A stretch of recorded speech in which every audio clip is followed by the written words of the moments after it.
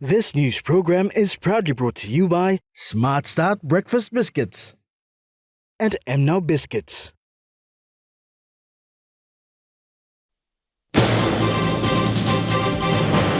Central Province Governor Rufina Peter shares Mother's Day message. Prime Minister Marape calls for unity prior to world leaders' visit.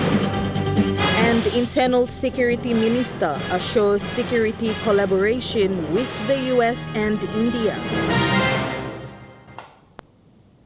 A very good evening. Happy Mother's Day, Papua New Guinea. You're watching National EMTV News. I'm Grace Papiali. Thank you for joining us. We begin with Mother's Day celebration stories, and as the country celebrated Mother's Day today, Governor for Central Province Rufina Peter shared her thoughts on what Mother's Day meant to most mothers and how the men should appreciate and treat their women folk.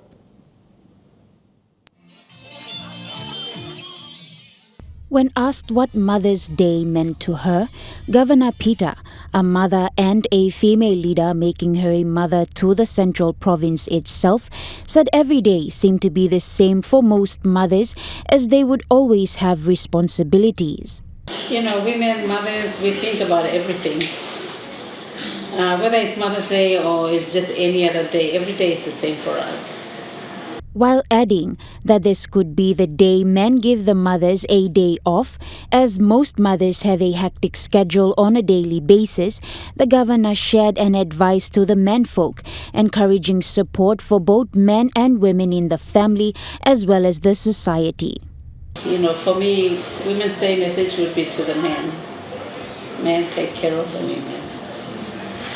For a day, at least take care, and then after that, try to share the responsibilities more equally, the tasks, so that you will let your sister or your mother or your wife spend time doing other things. Governor Peter added that while there is enough equal opportunities given to women today, it is important that women know how special they are and that they have an important part to contribute to society. I think the first thing I would say to women is know that you are special. Regardless of where you are, you be short or you whatever, but you are special. And you have a special contribution to make within your family to start with and within your community. And that's really important, I think, for women to know that first they're special and they have a unique contribution to make, because no one else will do that. It's just women. Governor Peter is one of 2 women voted into the parliament in the last national general election. She believes women are special and can contribute more to society. Natasha Ovoy, National EMTV News. Meanwhile, Prime Minister James Marape believes Mother's Day should be held every day and not just on every second Sunday of May. When asked what his message was for Mother's Day, this was the Prime Minister's reply. I want all Papua New Guineans men to have every day as a Mother's Day. Look after our spouse, our sisters, our mothers every day, that we make Papua New Guinea a better place. Don't just wait for the second Tuesday in May to do them good, and every day else you forget. So.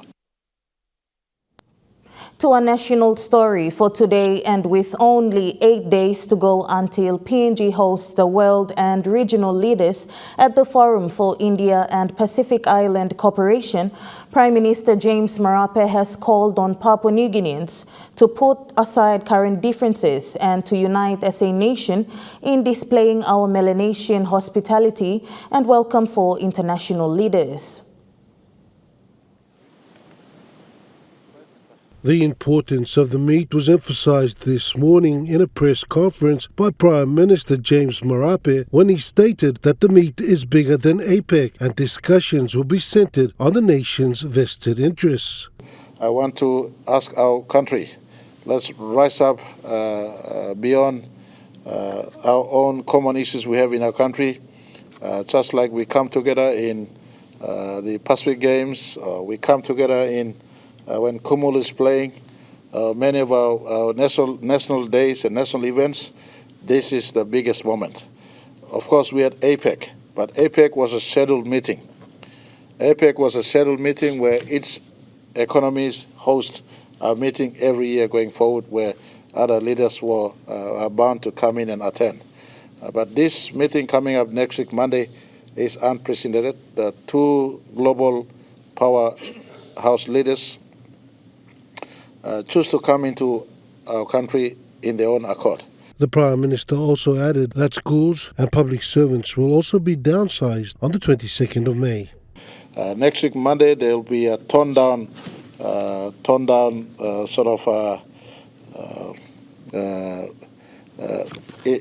on Monday, school might be asked to, and Cabinet on Tuesday or Wednesday will approve what happens next week, Monday.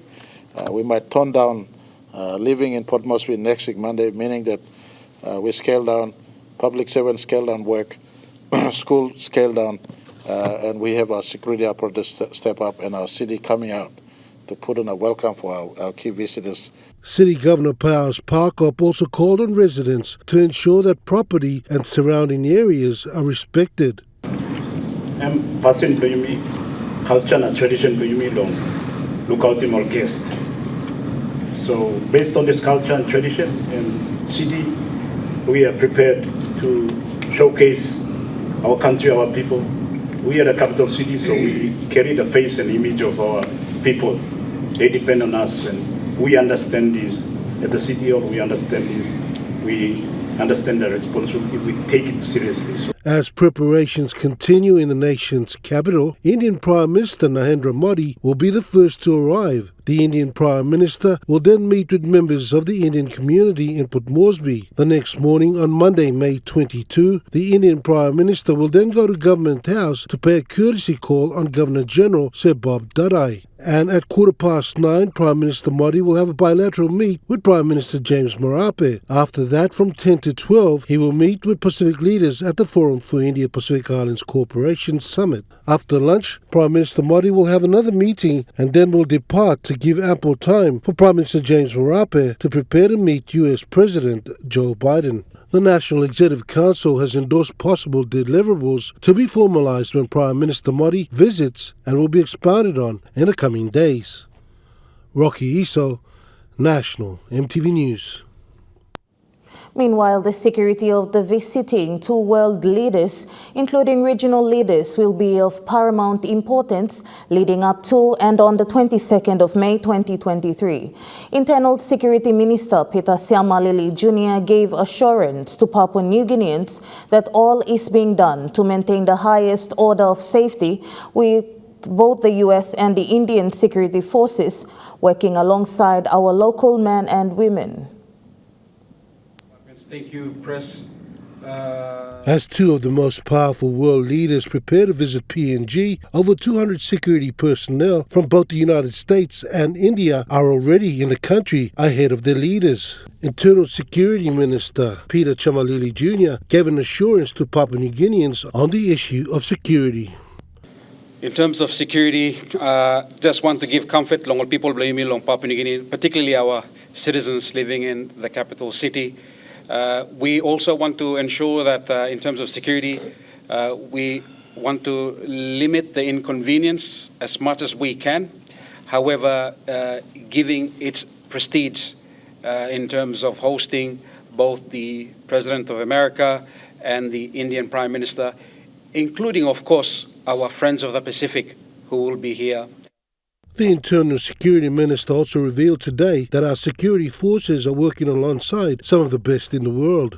We have engaged with both the FBI, CIA, our counterpart security personnel from both America, and obviously the Indian team also. And so we are across how we will manage the space from the 18th right down to the 22nd of May. So I, again, want to just give comfort. Starting tomorrow, there will be a ban on all drones, and this was alluded to by Minister Chamalili Jr. Caution out to our citizens in the city, one particular area of the airspace. For those that you do operate drones, there will be notices out that you will not be able for a week to use drones in and around the city. Appropriate notices will be put out so you are familiar and you understand. There will also be notices out on different routes that will be used on that particular day, so we all understand early, and that will try to manage traffic, but again, the ease of public movement. Other security measures taken already is the liquor ban in place, and come Monday the 22nd of May 2023, all airspaces will be shut down, which means there will be no flights in and out of Port Moresby, with the airspace around the city controlled by helicopters and planes. Rocky Iso, National EMTV News. Road Traffic Authority Chief Executive Officer Nelson Terema's case on allegations of misappropriation of funds was dismissed by Magistrate Albert Daniels at the Waigani District Court last Thursday.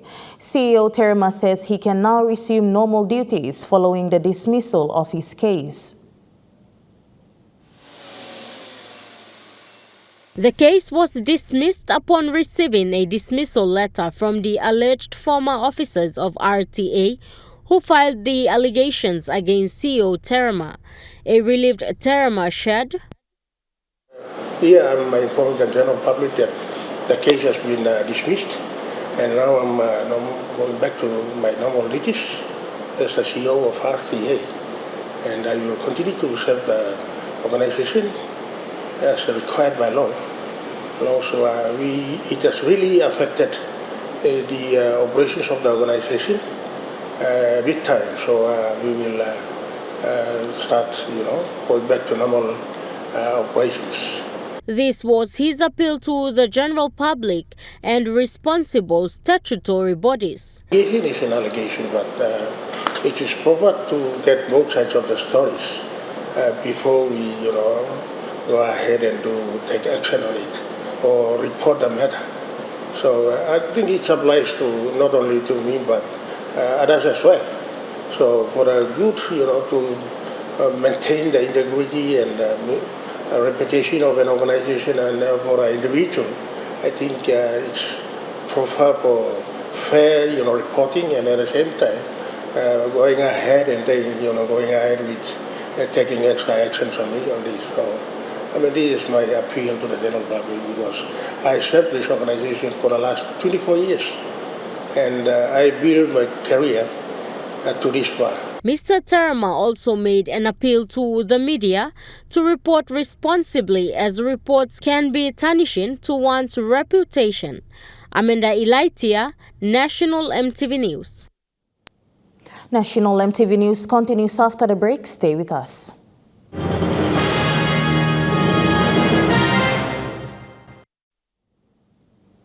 You're watching National EMTV News.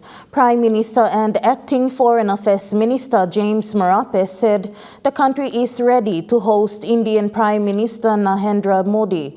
With only 7 days to go before the arrival of the world leaders in Port Moresby, Prime Minister Marape made the comments following a high-level meeting with Indian High Commissioner to PNG, His Excellency Inbaseka Sundaramunti, to discuss preparations for the visit. Prime Minister Marape, in a media statement released yesterday, said his counterpart, Prime Minister Narendra Modi, will be accorded a red carpet welcome with a 19-gun salute upon arrival at Port Moresby's Jackson's International Airport. The Indian Prime Minister will be meeting with members of the Indian community in Port Moresby upon his arrival. The next day, he is expected to pay a courtesy visit to the Governor-General Sebob Dadai at Government House before he meets with Prime Minister James Marape for bilateral talks. The Indian Prime Minister is expected to also meet with Pacific leaders at the Forum for India-Pacific Islands Cooperation Summit before he departs the country. Prime Minister His Excellency Narendra Modi is expected to arrive in the evening of Sunday, May 21st, and departs the next day. Meantime, NCD Metropolitan Superintendent Silva Sika said security preparations are well underway. The military and all the entire administration and security, they're coming together. They're coming together. So they have their own protocols. So everybody, and also we, at the same time, we are mindful of that, and so we continue to maintain our normal security in our civil society. So on that note, I want to appeal to everybody in the city to make sure that it's not that we got to be pretenders at every time. When foreigners are coming into our TEF, we must not be pretenders. But I want us to change. Mindset need to be changed. Our streets to be cleared from people who seem to be showing that they are poor people, unfortunate people. You have a land to cultivate back at your own roots, where you come from. So people need to be out of the streets. Police officers in the NCD command are expected to monitor and provide security on the perimeters of the city. Lindy Suharupa, National MTV News. Meantime, Prime Minister James Marape is expected to sign possible documents of partnership when Prime Minister Narendra Modi arrives. Cabinet has directed the Department of Foreign Affairs to liaise with relevant government agencies and departments to ensure all documents are ready. In a media statement released yesterday afternoon, Prime Minister James Marape stated that the National Executive Council has endorsed possible documents to be formalized when Prime Minister Narendra Modi visits. Some of these include an MOU on cooperation in micro, small to medium enterprise between India and PNG, reciprocal visa on arrival arrangements, visa exemption agreement for diplomatic and official passport holders, cultural exchange programs, MOU between Elections Commission of PNG and India, MOU between Indian state-owned broadcaster Prasar Bharati and the National Broadcasting Corporation of PNG, and MOU on foreign affairs consultation, MOU on information and communication technology cooperation, and various assistance to be given by the Indian government. Meantime, the non-implementation of MOUs include the MOU on $100 million line of credit from the Exim Bank of India, signed in April 2016 for the construction of the Medang Baya Road and Kimbe Hoskins Road, MOU on cooperation in the fields of healthcare and medical science, signed in April 2016, and an MOU on the $150 million line of credit, signed in September 2019. According to the statement released, Cabinet has directed the Departments of Treasury, Works and Health to furnish reports of non-implemented MOUs signed with India and to submit to the Prime Minister's office by Wednesday, 17th of May 2023. Lindy Suharupa, National MTV News. Prime Minister James Marape confirmed that he will attend the first Korea-Pacific Island Summit in Seoul later this month to discuss issues of climate change as well as furthering bilateral relations. He pledged PNG's support to host World Expo 2030 in Busan. Prime Minister and Acting Foreign Affairs Minister James Marape says relations between Republic of Korea and PNG is of paramount importance. He said this was exemplified by trade between the two countries worth $1.8 billion in 2022, which is a massive 240% increase from 2021. PM Marape said this after a high-level meeting with members of the Republic of Korea Assembly in Port Moresby on Friday. The delegation was led by Chairman of Foreign Affairs and Unification Committee, Kim Taho. Marape shared delight towards the visitation of the delegations into the country that is further strengthening the existing relations. PM Marape said the big increase in trade between Korea and PNG has not gone unnoticed by its government, and there was room for even more growth, highlighting that he wants to offer PNG as an investment destination for Korean companies as well as for local producers to export to Korea's market, and further extended the invitation to Korea to be part of the Special Economic Zone projects. Sharon Engnui, National MTV News. Staff and students of Kaupena Secondary School in Southern Highlands Province have thanked Telecom Foundation for donating library books and reading materials to them. Clive Yamini, principal of Kaupena Secondary School, said the school had an empty library and the donation was much appreciated.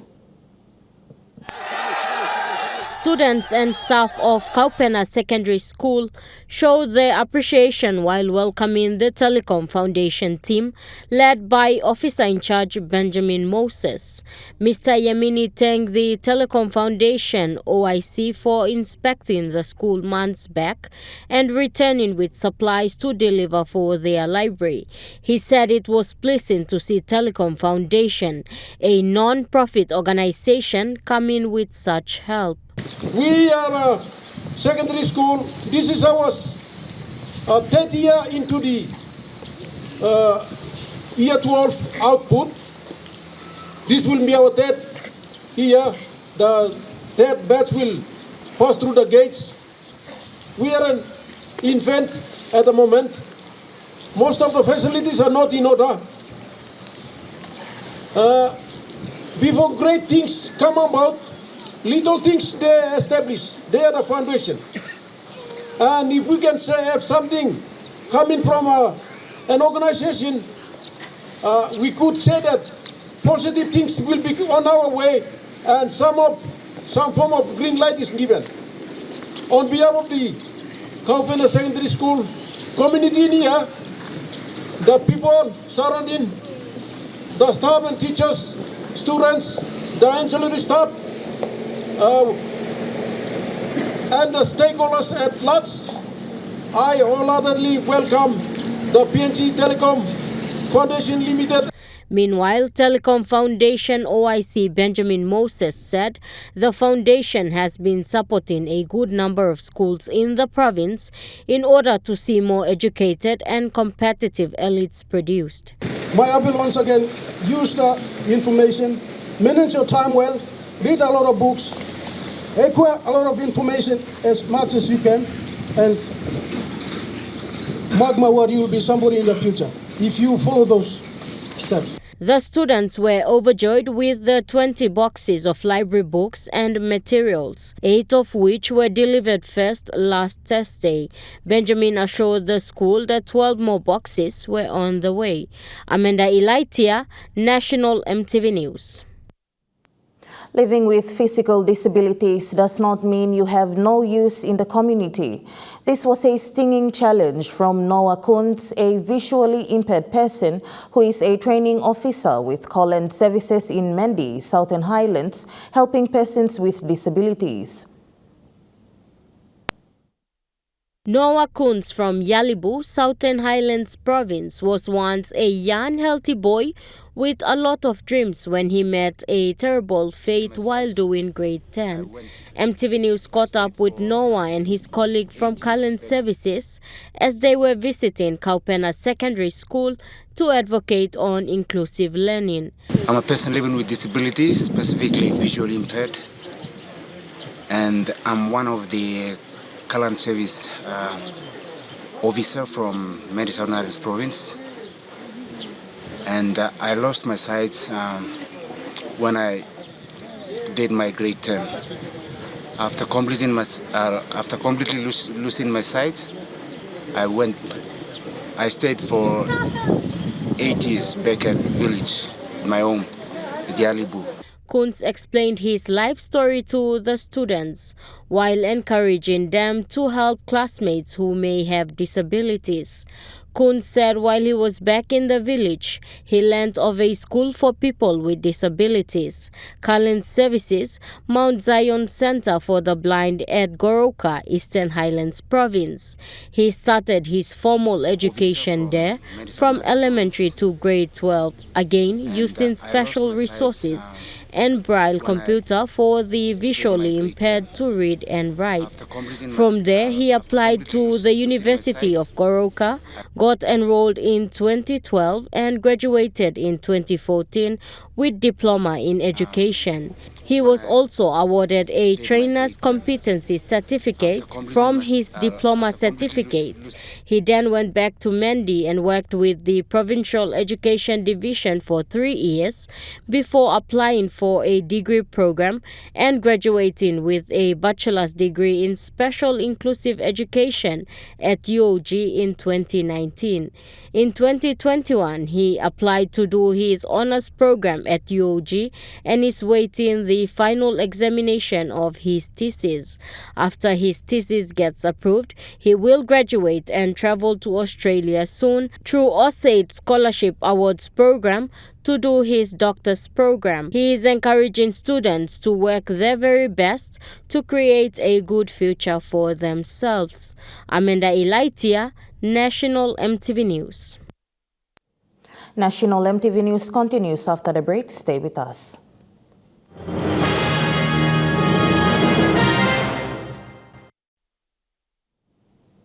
You're watching National MTV News. We continue with more national news, and President of the PNG Nurses Association, Frederick Kabai, has revealed that the association is looking to tap into the corporate so to improve and provide the best welfare of the nurses across the country.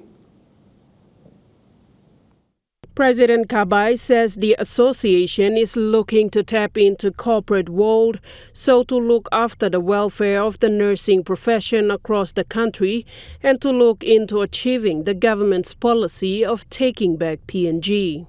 So that we can be self-sustaining in terms of funding and we can better well look after our nursing workforce apart from the government, what the government provided. PNGNA would like to also be active in these areas in terms of looking after the welfare and terms and conditions of employment of our nurses in the country. And that is how PNGNA are going about. He highlighted that they have embarked on 2 entities, the Nurses Savings and Loan Society and Insurance. For the Savings and Loan Society, he said they have met few of the Bank of PNG requirements and await a few requirements yet to be sorted out. We have given the final submission to the Bank of Papua New Guinea regarding savings and loan, and they have responded to us. Little things in terms of fit and proper person, and they also request for independent directors. We are trying to meet those criteria, but otherwise we have met everything. He then made a request to the BPNG to overlook some of the criteria. They just want us to meet the criteria, but the challenge is really on Papua New Guinea Nursing Association on how best we can deliver. We're delivering it at our own expense when it comes to funding, when it comes to office setup and the organizational structure. It is something entirely belonging to Papua New Guinea Nursing Association, and all I would like to request, I know they are following the stringent criteria, but give the challenge to us. With the insurance, President Kabai revealed that they have been separated with the PNG Health Insurance on the 17th of March due to some of the dissatisfaction amongst the members and alluded that they are looking for funding to make this come into realization. Just 2 requirements that we need to meet. One is statutory requirements that we need to pop up 300,000 to be paid to the finance. And the other one is our 2 million as a security, and that is where PNGNA are working very hard to secure these 2 funding somewhere. Sharon Engnui, National MTV News. The Wabeg-based Mobile Squad 11 or MS-11 in Enga Province have gone one step ahead in patrolling villages and uprooting marijuana plants, arresting culprits cultivating this illegal and illicit drug on the spot. The MS-11 members raided a Kamas village outside of Wabeg town last week, uprooting marijuana plants and arresting locals responsible for growing and cultivating this illicit drug. Mobile Squad 11 member Constable Timothy David, who is part of the operation, said this very dangerous plant has been killing and destroying the young generation in Enga province for a very long time. The constable said the drug is becoming very common in use in all societies without any restrictions made within the community where it grows. The squad's commander, Inspector Wesley Taluwana, urged leaders from all the communities, tribes and clans to report any cultivation of marijuana plants to the security forces, including the police and PNG Defence Force, to destroy and have the cultivator arrested and charged forthwith. Inspector Taluwana stressed that many young people today are now involved in consuming this illicit substance that has a hand in the increase of criminal activities and security threats. Commander Taluwana further urged all villagers to work together with the police to make the society and the province a marijuana-free zone. The commander warned that raids will continue to villages producing illegal homebrew and cultivating marijuana, and offenders will be dealt with accordingly. Natasha Ovoy, National EMTV News. And moving to overseas news now, and the Ukraine president is visiting Rome for an audience with the Pope and talks with Italian political leaders. A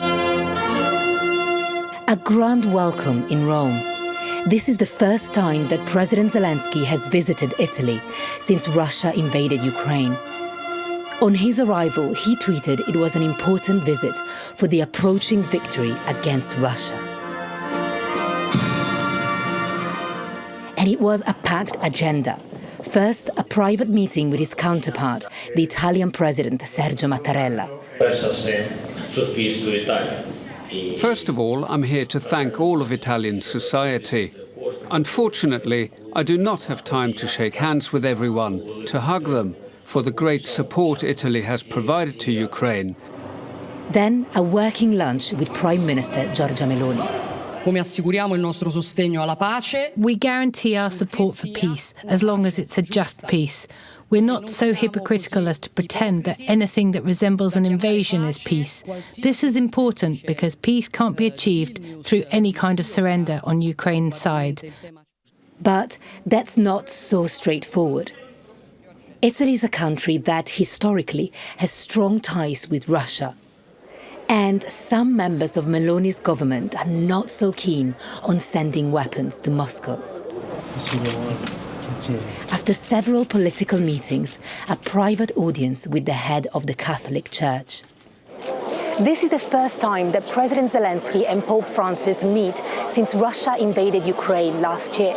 The Pope has called for peace in Ukraine time and again, and even though he does not take political sides, this meeting is very symbolic.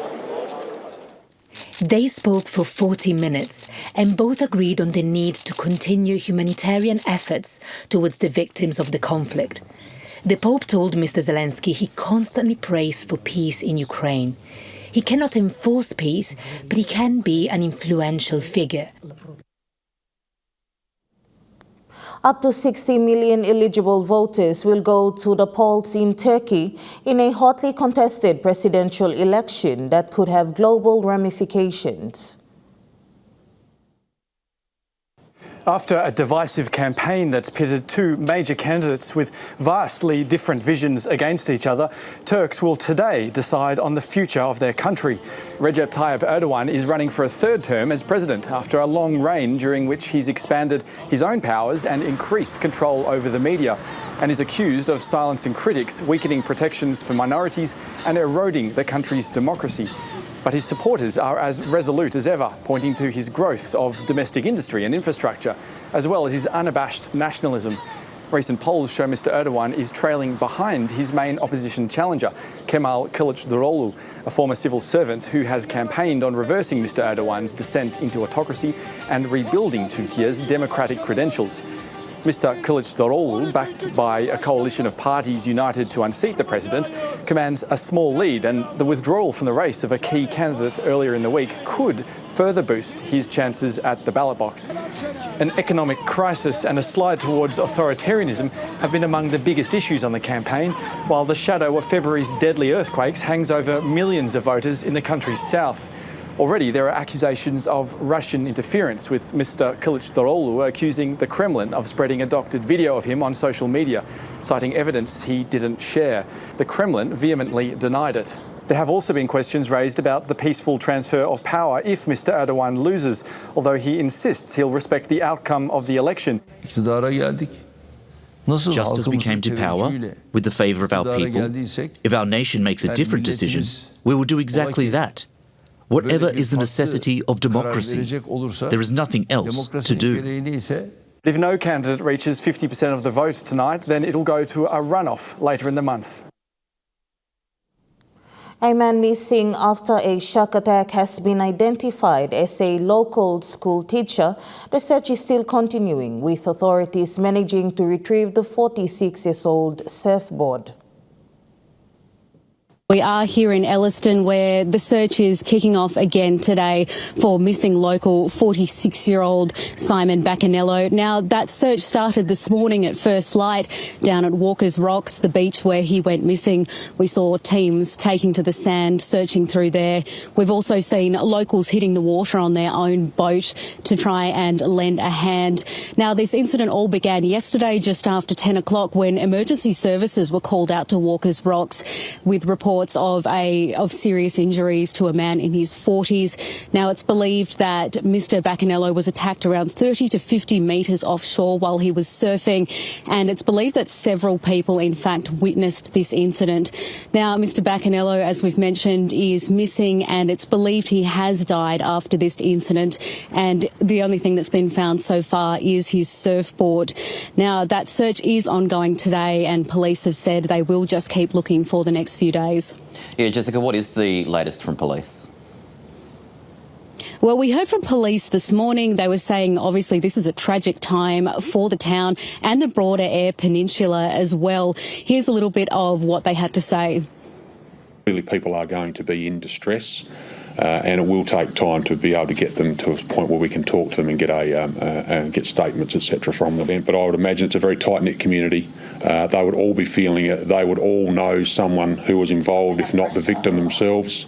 So I imagine it's very tough for them. And from what I understand, others in the water are actually from other communities around the West Coast. National MTV News continues after the break with Trukai Sports. Stay with us.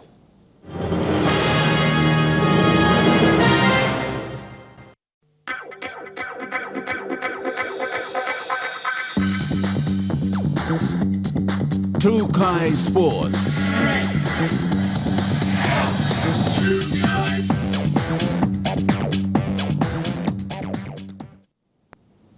Welcome to Trukai Sports. To an update on the SPPNG Hunters and following their Round 9 contest against the Mandy Townsville Blackhawks on Friday, the Blackhawks trashed the Hunters with a runaway 54-4 full-time score. The SPPNG Hunters are now one step down on their ladder position in the QRL Host Plus Cup following their biggest defeat of the season on Friday. The home side were too good in their dominance throughout the battle, where they succeeded in both halves without allowing any chance for the Hunters to score. The opening half saw the Hunters trailing scoreless as the Blackhawks signaled their 22-pointer to withstand their dominance. The final half got even tougher for the Hunters as the Blackhawks showed no mercy to them when they fired another 32 points to grab the full-time victory. The Hunters only scored 4 points to summon their icebreaker score in the contest. This now marks the Hunters' fourth loss with 3 wins, 1 bye and 1 draw in their season 2023 campaign. Come Saturday, the 20th of May, they will prepare for their Round 10 battle. Lisa Puni, Trukai Sports. In round 5 of the Port Moresby double-header, the minor match saw defending premiers, the Croton Hella Wigmen, outplayed the Moniplus-sponsored NCDC Port Moresby Vipers with 22-20 points. Head coach of the Wigmen side, Seth Rip, gave his view on the match following their win this afternoon. 3 losses, 1 draw from previous four games, so I think the win was good relief for us, even the sponsors as well, the coaching staff, so the players as well. A lot of improvement, a lot of areas to work on, and there's few boys were injuries, so we go through the week and check, and we finalize our team by difficult game for now. Trukai Sports continues after the break. Stay with us. Trukai Sports. Welcome back to Trukai Sports.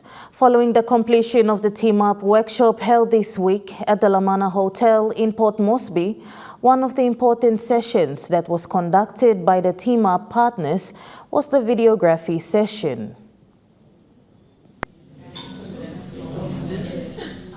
Team Up Media and Strategic Communications Advisor Joanna Lester highlighted that an important area of focus for the workshop was the videography session. Women's participation increased. I am thankful. On the very last day of the Team Up workshop, the participants underwent a number of activities focusing on videography. This was further detailed by Lester. All of our partners capture video stories about their programs, and they do video interviews with participants about the impact of the programs. So today we're doing a refresher on that, and they will be out and about here at Lamana doing video profiles of each other to practice some of those skills. So they've done lots of different activities about photography, capturing video, talking about their programs. We've done a mock TV show where they've been in a studio talking about their programs and learning how to talk about the impact. Lester went on to add that the workshop has been a wonderful experience in that they interacted with their partners and also got to learn how they go about in their respective program outreach. She said they look forward to meeting and working with not just their POM-based partners, but others across the country in their upcoming workshops. It's been a wonderful week here. Our programs in PNG are doing a wonderful job, not just here in Port Moresby, but across the country. Our programs run in several regions. We've got the NRL PNG League Belong Life program that's in Lae, Goroka and Kokopo, and our basketball and hockey programs also deliver activities in other parts of the country, including in the islands. So it's been great for everyone to get together. Kicks for Kokoda as well. They're delivering in the Kokoda region. That's a partnership between KTF and the PNG Olympic Committee. So we hope that our participants all over the country will also be featured in some of the content that our partners will be producing following this week's workshop. This workshop marks the first time for the Australian-funded Team Up initiative to bring together the 7 Team Up partners in Papua New Guinea for a week-long collaboration and information sharing. PNG is one of the 7 Pacific Island countries that is part of the Team Up Sports for Development program in the Asia-Pacific region. Lisa Puni, Trukai Sports. And then in Trukai Sports, the Moniplus weather report is next. Stay with us. Trukai Sports.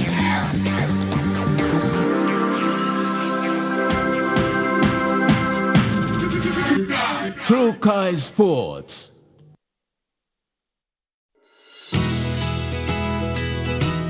This weather update is proudly brought to you by Moniplus, with you always.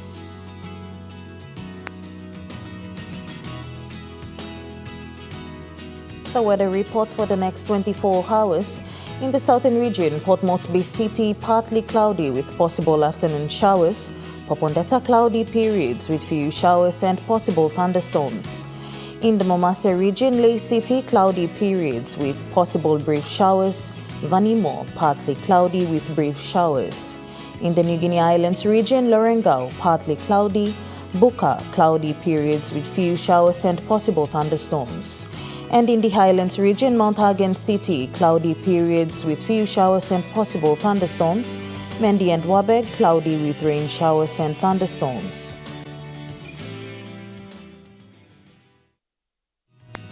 The weather update was proudly brought to you by MoneyPlus, with you always.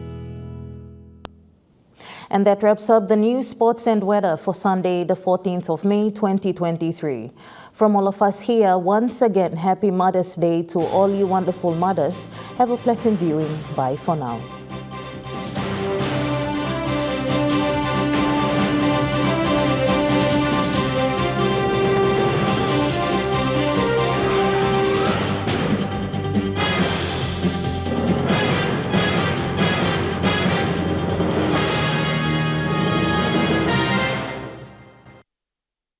This news program was proudly brought to you by Smart Start Breakfast Biscuits and Gold Nuggets.